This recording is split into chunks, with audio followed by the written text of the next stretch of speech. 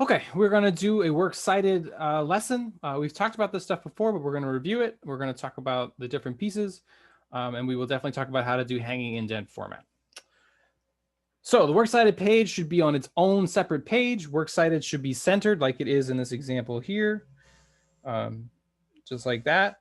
Remember that your works cited page does not count towards your total word count. For Essay 2, that's at least 1,200 words, which is 4 pages. You can have up to 7 pages, but 4 pages is the minimum. And remember, the works cited does not count towards that total. So let's read the worksheet here. Works cited page formatting includes 5 main pieces: sources in alphabetical order. That will usually be the first letter of the author's last name. If there is no author's last name, which happens, it will be the first letter of the title of the web article or web page or the article itself. There's always a title, so look for it, and that's the other piece. You want it to be in hanging indent format. That'll be the last thing that we do. Make sure that it's double spaced, please. You do not want extra spaces between your sources. So look here at the example below of the 4 sources there. They are double spaced, but there's not an extra space between the sources. Finally, Times New Roman 12-point font, please. For each citation, there are 5 main pieces. We have the author's last name, comma, first name, period. Usually there is an author. If there is not, then you're going to start with the title. Title goes in quotation marks. It's either the title of the article or the web page in quotes. Notice there that the period goes inside those quotation marks. We get the source goes in italics. And again, notice that there's a comma there at the end. Sources would be Huffington Post, Washington Post, Atlantic Monthly, Forbes. Sometimes it's the name of a website. I just read a paper someone used, Very Well Mind, also fine. Then we want day, month, year. So 14th, notice that the month is written out, but it gets abbreviated. So we say January, whoops, I'm not capitalizing that, sorry. So we'd say January period or October period or September gets that 4th letter like that. And then we do the date like that. Finally, we want the URL. That's particularly important for me so I can go check out your sources if I want to make sure that things are going okay. So on the sample works cited page that's below, please note 5 things. Again, to repeat, the works cited page should be on its own page, completely separate from the rest of the paper. Some sources, again, don't have authors, which means they're organized alphabetically by the first letter of their title. And those sources without an author will be cited in text by the title of the article in quotes and parentheses with the period outside in the parentheses. You never cite only the source, please. So if it's New York Times or Washington Post or Atlantic Monthly or Forbes, you never just cite that. You can include it. And it can be particularly helpful if there is no author to give us some ethos about what Atlantic Monthly or Forbes magazine are. But you never just say, according to the New York Times, and leave it at that. We always need at least a title. And ideally, if there is an author, we're going to have an author. To repeat, because it's important, works cited page is alphabetical by the first letter of the author's last name or the first letter in the article title where there is no author. Remember that some sources will have no author, but all sources will have a title, a source, and a URL. Those will be universal.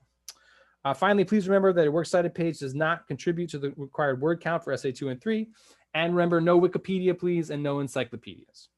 So let's look at some examples from a sample works cited page. Again, pretend it's on its own separate page from everything else. Works cited gets centered, it gets capitalized. Please no underline, please no bold. Again, let's go through the pieces here. We get the author's last name, first name. Again, notice we get a comma there and then a period. We get the title of the article in quotation marks. Notice that the period goes inside the quotation marks. We get the source in italics. In this case, we just have a year, which sometimes happens. Not all sources will have a full date. And then we get a good URL. Same thing with the next one. Notice that we get first and last name there, comma, and a period. The title of the article in quotation marks. Again, notice that the question mark goes inside the quotation marks. Healthline is the source there. That goes in italics, and then we get a URL.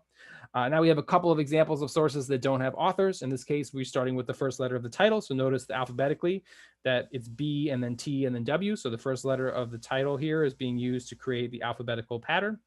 Again, notice the title of these articles or web pages goes in quotation marks, and then the punctuation goes inside. We get the source in italics there, and then we finally get the URL in both instances. I'm going to share my screen to a different screen and show you guys how to do hanging indent format. Okay. I hope you can see. I think you can see, right? Let's try again. Sorry. No, it should be good. So the first thing you want to do is show the ruler. So you go to View, In this case, it says hide ruler, which is already available, but you want to put a show.